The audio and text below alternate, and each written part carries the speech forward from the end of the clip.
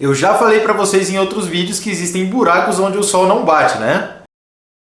Pois é, se liga nesse time-lapse registrado pela missão DAO e publicados na revista Nature Astronomy. Essa descoberta sugere que a água gelada pode ser armazenada durante períodos de tempo significativos em crateras frias e escuras em séries. A menos 162 graus Celsius, elas são tão frias que muito pouco do gelo se transforma em vapor no decorrer de 1 bilhão de anos. Ou seja, nos lugares onde o Sol não bate, são sempre uma esperança de se encontrar água. E se gosta de conteúdos como esse, deixa o like, segue o canal e nos vemos em breve.